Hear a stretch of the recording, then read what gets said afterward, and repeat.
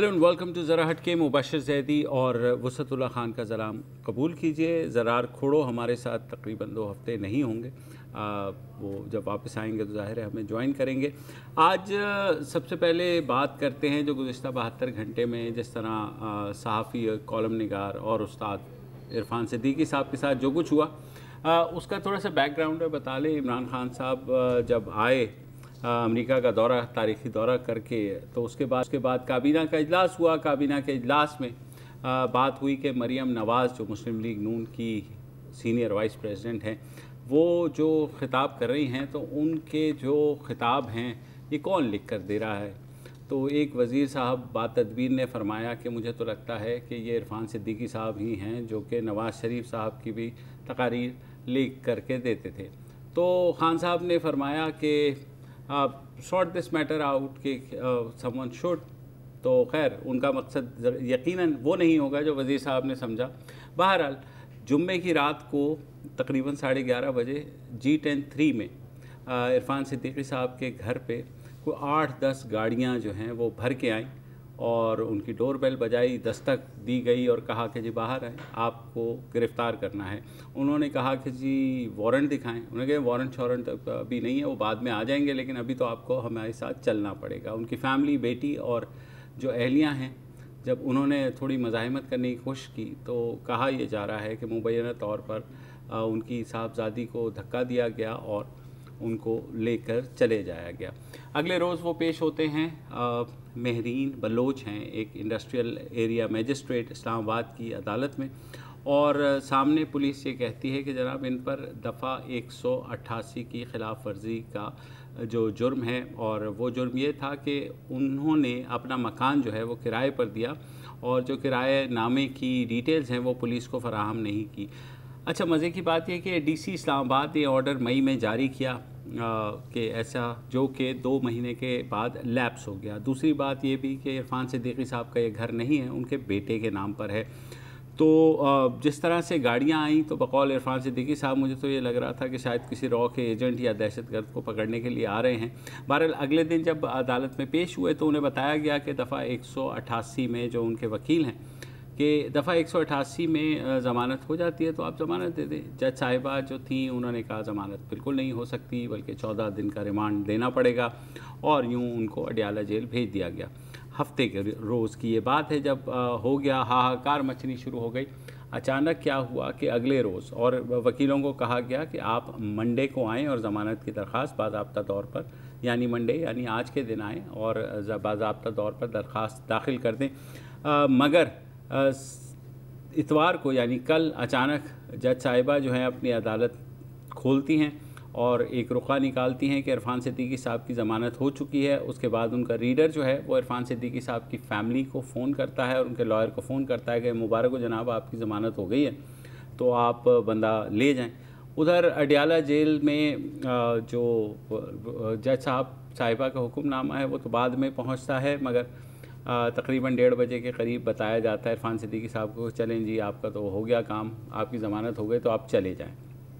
ये सारा कुछ जज साहिबा के ऊपर भी ख़ासा क्रिटिसिज्म किया लॉयर्स कम्युनिटी ने भी कि ये कौन सा तरीक़ा है कि जब एक चीज़ जो कि काबिल ज़मानत है वसत, और ये कि कानून किराएदारी जो भी ख़िलाफ़ वर्जी हुई। मज़े की बात यह है कि अगर सब चीज़ें चलें, सच भी मान लें तो अभी भी वक्त था, 1 महीने का वक्त दिया जाता है कि आप किराएदारी की उसमें जो है ना वो जमा करा दें, मगर वो वक्त भी पूरा नहीं हुआ। लेकिन जज साहिबा ने वो दे दी, और आज चीफ जस्टिस आसिफ सईद खोसा ने जुडिशल एकेडमी में जो सहाफ़ियों से बात करते हुए कहा कि उन्होंने IG पंजाब को की सरजनिश भी की है, और अगर अभी ज़मानत ना होती तो वो ख़ुद सुप्रीम कोर्ट में बुला करके उनकी ज़मानत दे देते।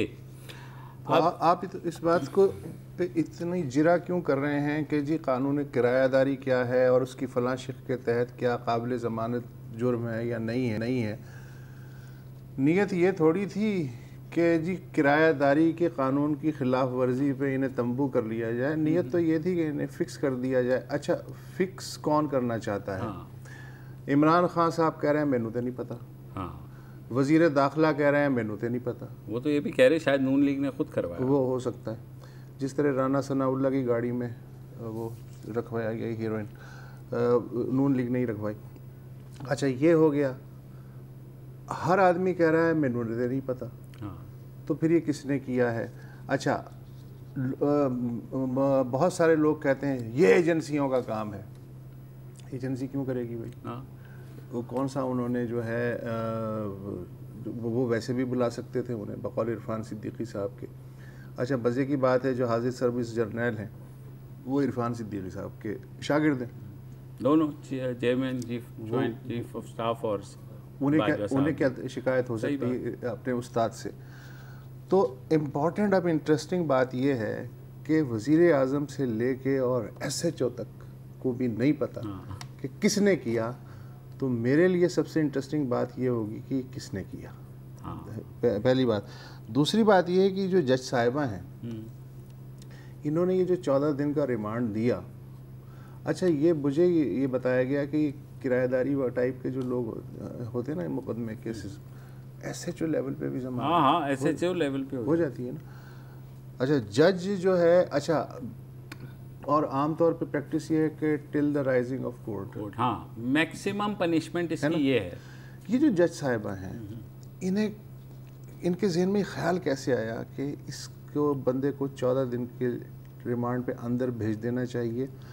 چلیں بھیج دیا, پھر اگلے دن کیا انہیں یہ خیال آیا کہ نہیں غلطی ہوئی ہے؟ 24 گھنٹے سے بھی کم عرصے میں عرفان صدیقی کی ضمانت منظور ہو گئی.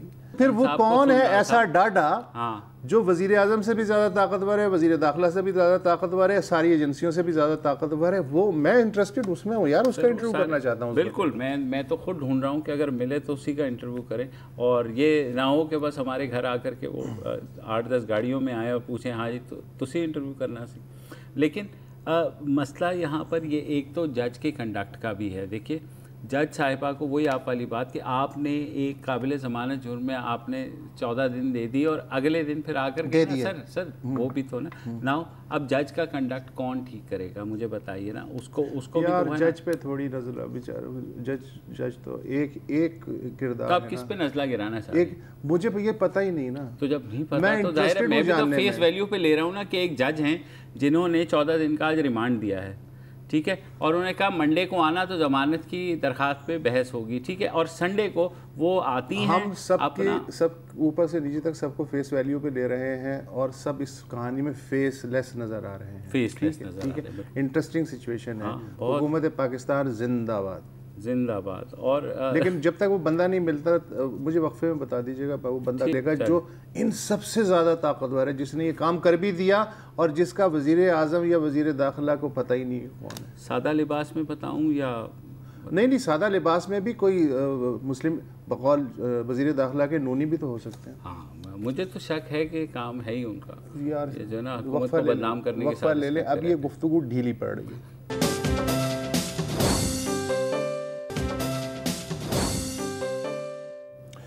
Welcome back. اب تذکرہ میری پسندیدہ شخصیت حضرت مولانا فضل الرحمان کا.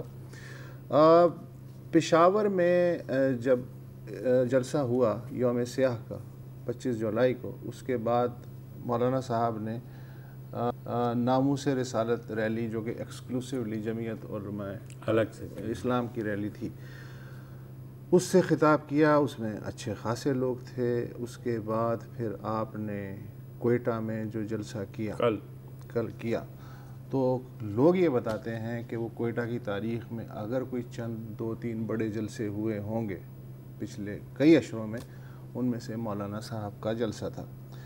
اچھا مولانا صاحب اس میں ظاہر ہے کہ خوب گرجے برسے, اور انہوں نے جو ہمیشہ سے ان کا ایک موقف ہے, کہا کہ جی احتساب کے نام پہ یہ جو جعلی حکومت ہم پہ مسلط کر دی گئی ہے یہ اب کسی صورت برداشت نہیں ہو سکتی. اگر انہوں نے اگست میں استعفیٰ نہیں دیا تو پھر اکتوبر میں اسلام آباد کی طرف کم از کم 15 لاکھ افراد مارچ کریں گے اور میں دھرنا دوں گا. پھر انہوں نے کہا کہ یہ جو ڈاکومنٹڈ اکانومی کا جو ریکٹ ہے یہ بیسیکلی تو مغربی ایجنڈا ہے, اس کے ذریعے بین الاقوامی ادارے ہر آدمی اور تاجر کی جیب تک پہنچنا چاہتے ہیں. اور عمران خان نے واشنگٹن جا کے ایک بار پھر امریکہ کے ہاتھوں اس ملک کو امریکہ کا جو یار ہے. یعنی ہر وہ جملہ مولانا صاحب نے کہا کہ جو اگر مسلم لیگ نون کی ایک خاتون رہنما کہتی یا کوئی علاقائی نسلی جماعت کہتی یا اس کے علاوہ بھی ایک دو لوگ ہیں وہ کہتے تو ان چینلوں کو پیمرا کی طرف سے نوٹس جاری ہو جاتے. لیکن مولانا کی تقریر جو ہے سب نے آرام سے انجوائے کر کے دیکھی. ہمارے ساتھ اس وقت ہیں بہت ہی اچھے تجزیہ کار, میں ان کا فین بھی ہوں, Zaigham Khan sahib. Thank you so much for joining us. یہ بتائیے کہ یہ جو میں بلاول بھول گیا ہوں ان دنوں, مجھے مریم یاد نہیں ہے, مجھے کوئی یاد نہیں ہے, میرا سارا فوکس مولانا کی طرف ہے. یہ جو مولانا کو اچانک ٹربو لگ گیا ہے اور تو اس میں کیا ہے؟ میرا جو سازشی ذہن ہے وہ کچھ طے نہیں کر پا رہا ہے کہ اس کے پیچھے کیا ہے. آپ میری مدد کریں گے زیغم بھائی؟ جی بالکل, مولانا کو بالکل ٹربو لگ گیا ہے اور یہاں تک آنے کی وہ کافی دنوں سے وہ اپنی اڑان بھر رہے تھے, دوڑ رہے تھے, پوزیشن لے رہے تھے. آپ نے جیسے بتایا 1 سال سے جب سے یہ حکومت بنی ہے تب سے تو وہ کر رہے تھے. اس میں دونوں فیکٹرز ہیں. ایک تو ان کی پیٹھ اس وقت دیوار کے ساتھ ہے, جس طرح کی وہ ڈیسپریشن کا شکار ہے.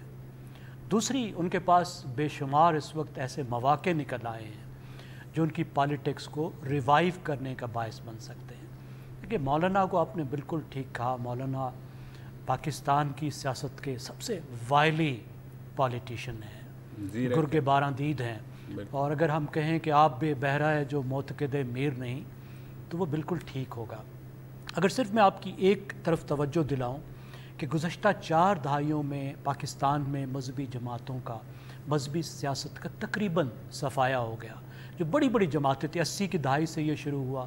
جماعت اسلامی کا آپ دیکھیں کتنی بڑی جماعت تھی, کتنی وہ سکڑ کے رہ گئی. جمعیت علماء پاکستان اتنی بڑی جماعت ہوا کرتی تھی, اس کا تو نام ہی ختم ہو گیا. جی نورانی صاحب آپ دیکھیے وہ جماعت کدھر گئی, اتنی بڑی تگڑی جماعت تھی. اب اس عرصے میں مولانا نے جو کام کیا وہ انہوں نے یہ کیا کہ انہوں نے مین سٹریم جماعتوں کی طرح پیٹرنیج کی پالیٹکس کی طرف چلے گئے. انہیں کوشش کی انہوں نے کہ اقتدار میں رہیں, پیٹرنیج لیں اور اس پیٹرنیج کو آگے وہ دیں, اور یہ بڑی کامیابی سے کام ان کا چلتا رہا. لیکن مسئلہ یہ ہے کہ وہ پیٹرنیج بھی اپنے اختتام تک پہنچ گئی, اور جو ووٹ پہلے جس طریقے سے ہم دیکھ رہے تھے کہ مذہبی ووٹ مین سٹریم ہو رہا تھا, جے آئی کا ووٹ مین سٹریم ہو گیا تھا, تو اب یہ ہونے لگا کہ جے یو آئی کا ووٹ بھی ان کو چھوڑ کے جانے لگا. کیونکہ ایسی جماعتیں آ گئیں, مثال پی ٹی آئی کی بات کیجئے, کہ جو ایکسٹریم جو رائٹ ہے اس کو جے یو آئی سے بھی زیادہ بہتر ریپرزنٹ کر رہی تھی. جو طالبان کا جو نیریٹو ہے اس کو جے یو آئی سے, مولانا سے زیادہ بہتر آرٹیکولیٹ کر رہی تھی. مولانا پر حملے ہو رہے تھے لیکن عمران خان جو ہیں وہ محفوظ تھے. تو مولانا کا ووٹ ان کا ادھر چلا گیا, ادھر سے پیٹرنیج کی پالیٹکس, ان کا اقتدار میں حصہ جو ہے وہ ختم ہو گیا. اور ایک اور جو بات ہوئی جو میں سمجھتا ہوں کہ بر صغیر میں, اسلامی بر صغیر میں ایک 100 سالہ الائنس تھا علی گڑھ کی ایلیٹ کا اور دیوبند کی ایلیٹ کا. سر سید پر جب دباؤ آیا تھا, ان پہ نیچری ہونے کا الزام لگا تھا, تو بہت کم لوگ یہ جانتے ہیں کہ انہوں نے دیوبند کے جو محتمم تھے سید قاسم نانوتوی صاحب کے انہوں نے حوالے کر دیے تھے دینیات کے شعبے علی گڑھ کے, اور نانوتوی صاحب کے داماد جو عبداللہ انصاری ہیں انہوں نے آ کے ذمہ داری سنبھال رہی تھی. اس کے بعد پاکستان بننے کے بعد شبیر احمد عثمانی, اور پاکستان میں 65 سال میں دیوبند کے مکتبہ فکر کو سرکاری طور پر جتنی پذیرائی ملی, جتنی اہمیت ملی, جتنا وہ مین سٹریم, وہ بھی لگتا ہے اب آ کے کچھ ختم ہو رہا ہے. یہ تو ان کے مسائل ہیں. اب ان کے ساتھ موقع یہ ہے کہ آپ دیکھیے جب بھی مین سٹریم پارٹیاں دباؤ میں آتی ہیں, ان کی پٹائی لگتی ہے, تو مذہبی جماعتوں کے لیے ایک مواقع پیدا ہوتے ہیں. اکثر تو ایسا ہوتا ہے کہ جو مین سٹریم جماعتوں کی پٹائی لگاتے ہیں وہ مذہبی جماعتوں سے دوستی لگا لیتے ہیں. اس دفعہ وہ تو نہیں ہوا, لیکن پھر بھی موقع ان کے لیے ہے کیونکہ مولانا کی تو پٹائی نہیں لگ سکتی, اور جو ہماری مین سٹریم پارٹیاں ہیں ان کی تو شوگر ملیں ہیں, ان کی صنعتیں ہیں, ان کے مسائل. مولانا کے مدرسے ہیں, مدرسوں کا آپ کچھ نہیں کر سکتے. نیب نے ان کو تھوڑا سا, آپ کو پتہ ہے, وارننگ دی تھی, لیکن جو جوابی پریس کانفرنس تھی جی دیکھیے آپ نے یہ جو جلسہ ہے اس سے پہلے مولانا نے ایک پریس کانفرنس کی تھی، اگر آپ کو یاد آ رہا ہو تو اس میں مولانا نے کہا تھا کہ اب طبل جنگ بچ چکا ہے، اب پیچھے کی کوئی بات نہیں، اب ہم آگے جائیں گے۔ تو اس وقت صورتحال یہ ہے کہ ایک تو مین سٹریم جماعتوں کی پٹائی ہو رہی ہے، مدارس کو مین سٹریم کرنے کی کوشش کی جا رہی ہے، FATF کا پریشر ہے، تاجروں اور صنعت کاروں کی واسکٹوں میں ہاتھ ڈالا جا رہا ہے، تو ایک کافی بے چینی ہے جس میں مولانا کے لیے موقع ہے کہ وہ احتجاج کی سیاست کی طرف جا کر دوبارہ سے اپنے آپ کو ریلیونٹ بنائیں اور حکومت پر دباؤ ڈالیں۔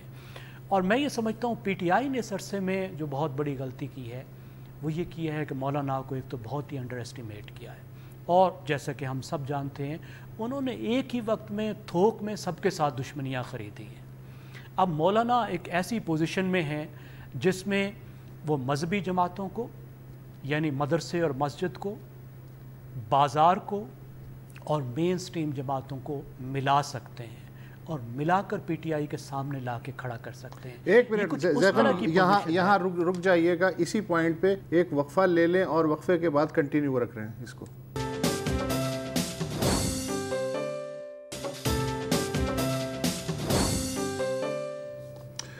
Welcome back. موضوع یہ ہے جیسا کہ آپ جانتے ہیں کہ مولانا فضل الرحمان یک ان میں اتنی تیزی کیسے آ گئی ہے اور وہ ایک اہم کردار کتنی تیزی سے اور کیوں بنتے جا رہے ہیں، یہ سمجھنے کے لیے ہمارا ساتھ دے رہے ہیں زیغم خان۔ وقفے سے پہلے یہ بات تو میری سمجھ میں آ گئی کہ چونکہ یہ جو مین سٹریم سیاسی جماعتیں ہیں اس وقت چونکہ گنے کے جوس کی مشین میں ہیں، اس لیے مولانا کے کو آگے رکھنا ان کی قیادت میں یہ ان کی مجبوری ہے، اس لیے کہ مولانا پہ ایک خاص حد سے زیادہ ہاتھ ڈالنا مشکل ہے ان کی جو پاور بیس ہے اس کی وجہ سے۔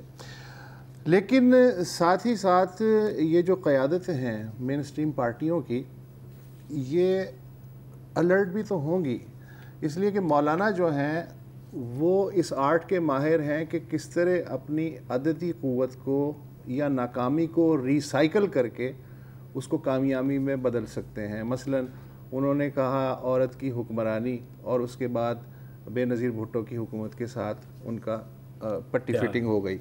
پھر اس کے بعد نواز شریف کی جو حکومت آئی اس میں قادیانی یہودی ایجنٹ تک بھی بات آ گئی تھی، لیکن مشرف کی جب حکومت آئی تو سیکولر پالیسیاں مشرف کی ہم نہیں چلنے دیں گے، امریکہ کا اس ملک کو غلام نہیں بننے دیں گے، لیکن آپ جو ہیں MMA اور پھر LFO اور وردی اور دوبارہ صدر بنانے کا مرحلہ، میرا خیال ہے کہ انہوں نے ہی وہ سنگل ہینڈڈلی ریسپانسبل جو جماعت اسلامی کا آج حال ہوا ہے۔ اچھا، پھر نواز شریف کی جو تیسری حکومت آئی 2013 سے لے کے اور اب تک، اس میں بھی آپ جو ہیں آپ نے حصے داری نبھائی، اور اب مسئلہ یہ ہے کہ میں اگر مولانا کے ساتھ چلوں میری مجبوری بھی ہے، لیکن کیا مجھے مولانا سے ڈرنا بھی چاہیے اگر میں کسی مین سٹریم پارٹی کا لیڈر ہوں؟ بالکل ڈرنا بھی چاہیے، اور آپ نے جو باتیں بتائیں وہ بہت ٹھیک ہے۔ اس وقت انفیکٹ آپ اس سے تھوڑا پیچھے بھی جا سکتے ہیں۔ 1980 کی دہائی میں نوجوان مولانا جب سیاست میں آئے تھے، ان کو بڑے بزرگ مولاناؤں کا بھی مقابلہ تھا اور اپنی وہ لیڈری بھی اس وقت بنانا چاہتے تھے، اور ضیاء الحق کسی بھی صورت میں ان کو گرفتار کرنے پہ تیار نہیں تھا، اور مولانا ہر صورت میں گرفتار ہونا چاہتے تھے۔ تو اس وقت بھی آپ کو یاد ہوگا کہ مولانا نے ضیاء الحق پر قادیانی ہونے کا الزام لگایا تھا اور باقاعدہ تحریک شروع کر دی تھی، تب ضیاء الحق نے مولانا کو بند کیا تھا۔ تو ایک تو مولانا کی کور ہے، لیکن مولانا کی لارجلی جو پالیٹکس ہے وہ کافی ایک سینٹرسٹ پالیٹکس رہی ہے، کور کی طرف وہ جاتے ہیں، اس طرف کی گفتگو کرتے رہے ہیں، لیکن 1990 کی دہائی میں نواز شریف کی نسبت وہ پیپلز پارٹی کے محترمہ کے زیادہ قریب رہے۔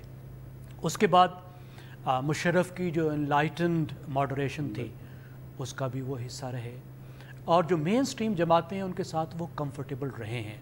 اس وقت جو ہم ایک ٹرینڈ دیکھ رہے ہیں، اور شاید پوری دنیا میں بھی ہے اور پاکستان میں بھی اس کی جھلک ہے، کہ سینٹر سے جماعتیں اپنے کور کی طرف جا رہی ہیں۔ آپ PTI کو دیکھیے، اقتدار میں آنے کے 1 سال بعد تک بھی عمران خان صاحب ابھی تک اپنی کور کی طرف ہی جا رہے ہیں۔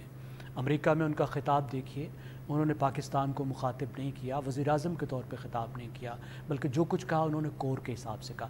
ایک تو مولانا کو اس وقت سوٹ کرتا ہے کہ جس وقت وہ لوگوں کو سڑکوں پر لانا چاہتے ہیں، تھوڑی ڈیسپریٹ سچویشن ہے اور وہ ان کو قربانی پر آمادہ کرنا چاہتے ہیں، تو ان کو ان کی کور کی ضرورت ہوگی، اور کور کو وہ موبلائز کر سکتے ہیں مذہبی کارڈ پر بھی۔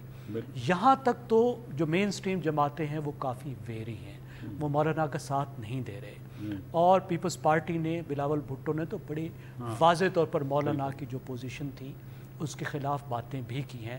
مولانا نے اس درمیان میں جب بھی یہودی لابی کا کارڈ کھیلنے کی کوشش کی ہے یا عمران خان کے خلاف توہین مذہب کا کارڈ استعمال کرنے کی کوشش کی ہے، تو جو دونوں بڑی جماعتیں ہیں وہ تمام تر مشکلات کے باوجود انہوں نے مولانا کا ساتھ نہیں دیا، لیکن اس وقت ان کو مولانا کی بڑی شدید ضرورت ہے، کیونکہ جو مولانا کی ٹائپ آف اسٹریٹ پاور ہے وہ ان کے پاس نہیں ہے۔ مین سٹریم پارٹیوں کی جو اسٹریٹ پاور ہے وہ کافی ولنریبل ہے۔ پیپلز پارٹی پنجاب سے کافی پٹ چکی ہے، سندھ میں ان کی اپنی حکومت ہے، وہ سندھ میں کس طرح موبلائز کریں، ان کی اپنی پولیس کو استعمال ہونا پڑے گا۔ پی ایم ایل این کی جو پوزیشن ہے وہ آپ کے سامنے ہے، وہ کتنے کمپرومائزڈ ہیں۔ تو مولانا اور مولانا کی جس طرح فالوئنگ ہے، وہ جانتے ہیں کہ پاکستان میں جب مذہبی گروپس اکٹھے ہو جاتے ہیں، جب مدرسے کے طالب علم اور علماء اور مولوی باہر نکلتے ہیں، تو ریاست کے لیے بہت مشکل۔ شاید یہی وجہ ہے کہ وہ اندر بھی نہیں انہیں کر سکتے، نہ ہی ان کی اسٹریٹ پاور کو، نہ ہی پابندیاں لگا سکتے ہیں ان کے جلسوں پر۔ تو یہ کس طریقے سے آپ دیکھتے ہو؟ دیکھیں مولانا کو، اگر مولانا کو اسٹیبلشمنٹ کے حوالے سے دیکھیں، دیکھیں مولانا کا اسٹیبلشمنٹ سے کوئی براہ راست جھگڑا نہیں ہے۔ مولانا کا جھگڑا پی ٹی آئی کے ساتھ ہے، مولانا کا جھگڑا اس بات کے ساتھ ہے کہ اسٹیبلشمنٹ کی جو ان پر اتنی نظر کرم ہوا کرتی تھی اتنے عرصے تک، جسے میں دوسرے الفاظ میں نے کہا کہ جو علی گڑھ اور دیوبند کا الائنس ہے، آخر آپ کے یہ جو پڑھا لکھا یہ نوکری والا طبقہ ہے جس میں اسٹیبلشمنٹ بھی شامل ہے، بیوروکریسی بھی شامل ہے، یہ علی گڑھ ایلیٹ کو ہی ریپرزینٹ کرتا ہے نا۔ ان کا جو ایک 100 سالہ تعلق رہا ہے دیوبند سے، وہ جو کمزور ہوا ہے، وہ ٹوٹا ہے، وہ ناراضگی بھی موجود ہے۔ اگر اسٹیبلشمنٹ ان کی طرف جاتی ہے تو اسٹیبلشمنٹ سے اگر وہ ڈیل کریں گے تو پھر اسٹیبلشمنٹ کو وہ پی ٹی آئی کی قیمت پر کرنی پڑے گی۔ تو کیا اسٹیبلشمنٹ اس کے لیے تیار ہے؟ ابھی فی الحال ظاہر ہے اس کا مجھے نہیں لگتا وقت آیا۔ تھینک یو زیغم صاحب، بہت ہی نئی ڈائمینشنز معلوم ہوئی۔ Thank you so much for contributing. بہت شکریہ۔ ایک وقفہ لے لیتے۔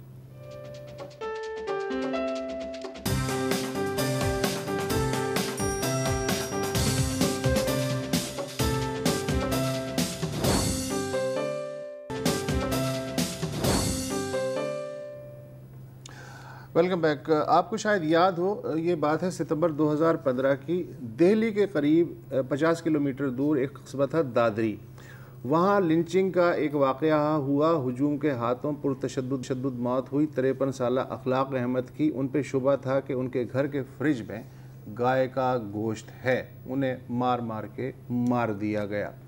بہت شور و غوغا ہوا، انڈین پریس نے بھی اس پہ بہت شور مچایا، بین الاقوامی سطح پہ بھی خاصی چھی ہوئی، لیکن پھر تواتر کے ساتھ یہ واقعات ہر ہفتے بلکہ پھر ہر تیسرے دن، پھر اب تقریباً روزانہ ہو رہے ہیں کہ یہ خبر کے لیول سے ختم ہو کے اب ایک نیا نارمل بن چکے ہیں انڈین سوسائٹی میں، لہٰذا ان کی کوئی وہ اہمیت نہیں رہی ہے۔ مثلاً کل اتر پردیش کے چنڈولی ڈسٹرکٹ سے یہ خبر آئی کہ جو ایک 15 سالہ مسلمان تھا، اس کو پیٹرول چھڑک کے 4 لوگ ہیں انہوں نے آگ لگانے کی کوشش کی، وہ تقریباً اس کا 50% جسم جل گیا، اس وقت وہ ہاسپٹل میں ہے اور شاید وہ بچ جائے گا۔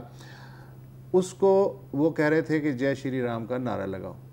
اچھا، اس سے پہلے 21 جولائی کو اورنگ آباد مہاراشٹر میں 2 مسلمانوں پہ حملہ ہوا، ان سے بھی یہی کہا گیا کہ جے شری رام کا نعرہ لگاؤ۔ 18 جون کو جھارکھنڈ میں تبریز انصاری، وہ کسی موٹر سائیکل پہ آ رہا تھا، انہوں نے کہا جی یہ چوری کی موٹر سائیکل ہے، اس سے موٹر سائیکل چھین لی، اس کو درخت سے باندھ دیا گیا اور پھر 12 گھنٹے تک درخت سے باندھ کے اس سے کہا گیا جے شری رام اور جے ہنومان کے نعرے لگاؤ۔ وہ غریب نعرے لگاتا بھی رہا۔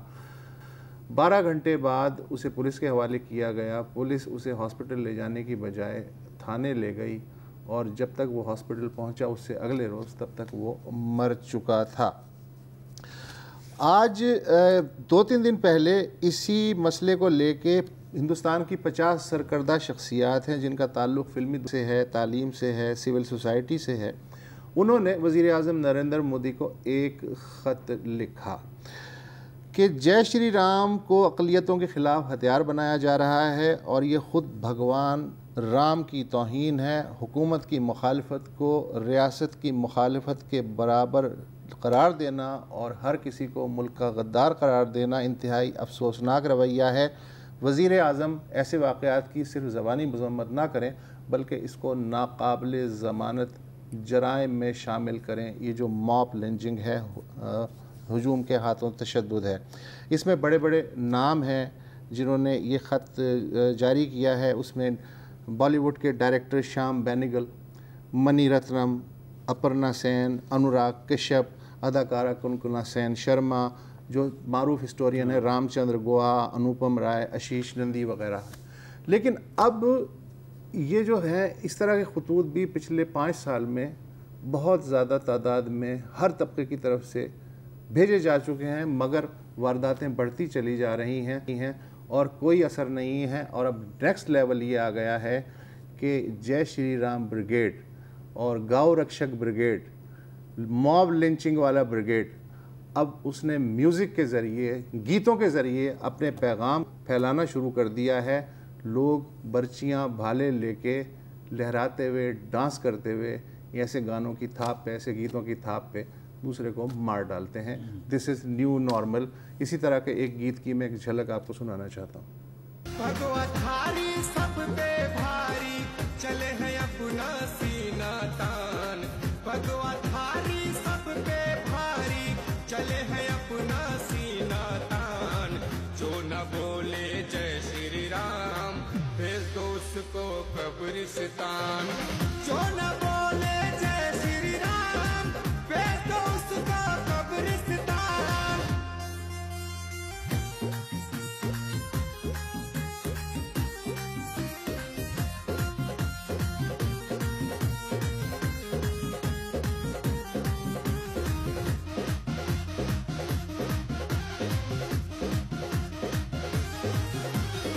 جتنے بھی ہیں رام ورودھی ان کو اب دفنائیں گے، پورے ہندوستان کے اندر رام راج پھر لائیں گے، رام راج پھر لائیں گے۔ جتنے بھی ہیں رام ورودھی ان کو اب دفنائیں گے، پورے ہندوستان کے اندر رام راج پھر لائیں گے۔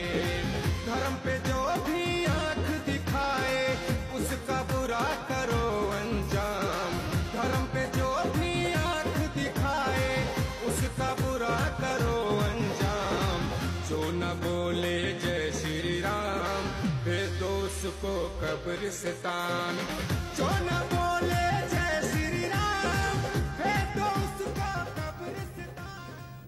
جی، بھیج دو اس کو قبرستان۔ یہ اس طرح کے جو گیت ہیں بہار سے لے کے راجستھان تک، ابھی جو نئے لڑکے نا بھگوا کلر والے، بی جے پی کے، RSS کے، ان کا ترانہ بن گیا ہے، ان کا لہو گرماتا ہے تاکہ اور لوگوں کو اس طرح مارا کی جا ویڈیوز سکے۔ آپ کو یاد ہے ٹریننگ کی بھی آئی تھی؟ اچھا، سماجی ایکسیپٹنس دیکھیں انہیں مل گئی ہے۔ یہ ویڈیو بھی ظاہر ہے میں نے سوشل میڈیا سے ہی حاصل کی ہے۔ اور اپرنا سین کے ساتھ جو میڈیا کر رہا ہے پھر کیا وہ آپ نے دیکھا تھا ریپبلک کا؟ وہ آپ کے دوست ہیں، وہ کر رہے ہیں۔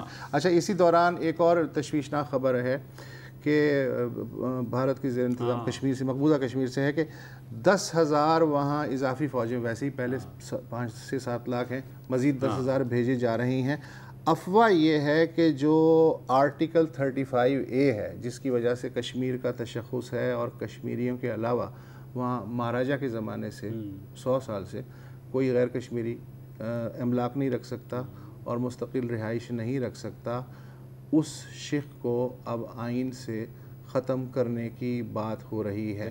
اچھا، مجھے حیرت یہ ہے کہ سپریم کورٹ میں بھی یہ مقدمہ زیر سماعت ہے کہ 35A جو ہے اس کو نکالا جائے آئین سے یا نہیں ہے، لیکن وہاں بہت شدید افواہ ہے کہ یہ جو 10,000 فوجی اضافی اتارے گئے ہیں سری نگر میں، اس کا مطلب یہ ہے کہ اگر حکومت کوئی ایگزیکٹو آرڈر لاتی ہے اس طرح کا تو گڑبڑ کو روکا جا سکے. محبوبہ مفتی نے کہا ہے فاروق عبداللہ کے کہ اگر ایسا کیا آگ سے کھیلنے کے برابر ہوگا. بہت بڑی ٹینشن ہے. تو اللہ نہ کرے کہ وہاں سے اگلے چند دنوں میں کوئی بہت ہی خراب خبریں نہ سننے کو ملے. دعا کرنی چاہیے کہ ایسا نہ ہو. فی الحال اجازت دیجیے. خدا حافظ. السلام علیکم. اگر آپ کو ہمارے شو پسند آیا ہے تو پلیز ہمارے یوٹیوب چینل کو سبسکرائب کریں, اور اگر مناسب سمجھے تو اس ویڈیو کو لائک بھی کر لیں, تو کوئی حرج نہیں ہے, اور شیئر بھی کر لیں اور کمنٹ بھی کر دیں جی, ورنہ وہ سب ایسے ہی لکھتے رہیں. اور یہ جو دونوں کہہ رہے ہیں یہ کر لیں جی پلیز, نہیں تو ہمیں بھی گھر جانا ہے, میں آپ کے کمپیوٹر میں نہیں رہنا 24 گھنٹے. صحیح بات.